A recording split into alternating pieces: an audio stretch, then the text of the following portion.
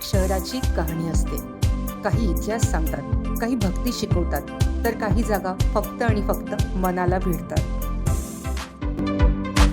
Hello, hi, welcome back to my channel. आज मी तुम्हाला जयपूरच्या ऑफबीट, सुंदर आणि सोलफुल जागा दाखवणार आहे. जर तुम्ही चॅनलवर नवीन असाल तर लगेच सबस्क्राईब करा.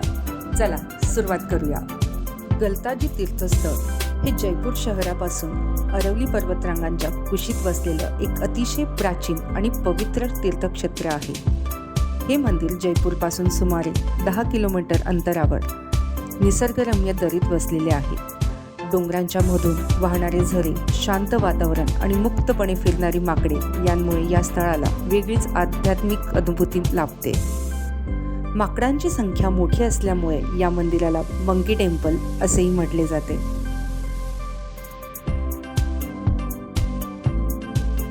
गलताजीचे नाव महर्षी गालव यांच्या तपश्चर्येशी जोडलेले आहे.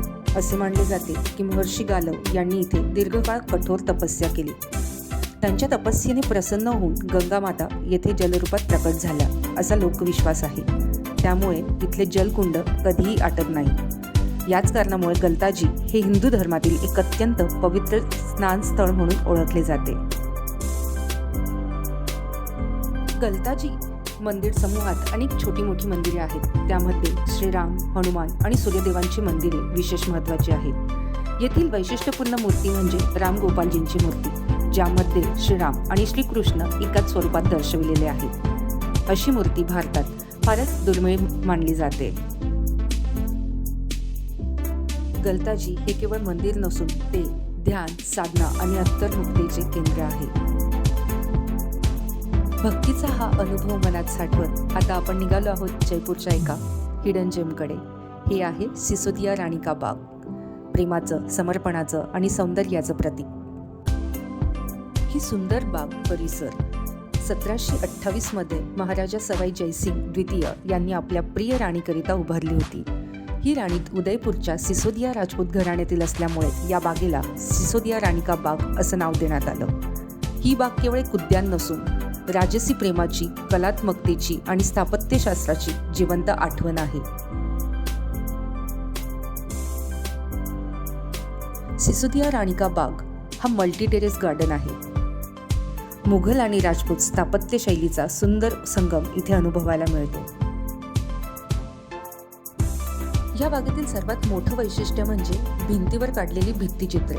या चित्रांमध्ये प्रामुख्याने राधाकृष्णाची प्रेमकथा, रामायण, महाभारतातील प्रसंग दाखवलेले आहेत.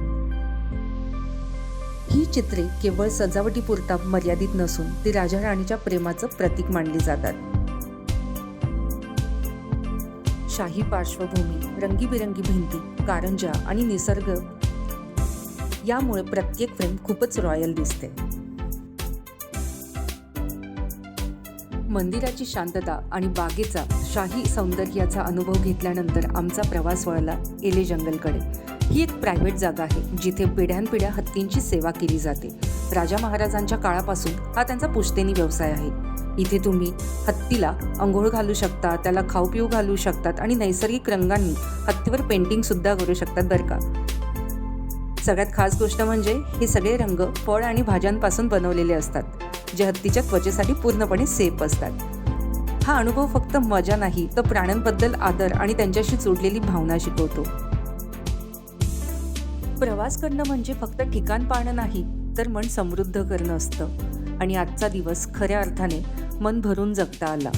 याच सकारात्मक ऊर्जेसह आनंद, आठवणी आणि अनुभवांची शिदोरी घेऊन आम्ही पुढच्या प्रवासाकडे निघालो. असेच नवे प्रवास, नव्या कहाण्या आणि सुंदर आठवणींसोबत आपण पुन्हा भेटूया. तोवर हॅपी ट्रॅव्हलिंग.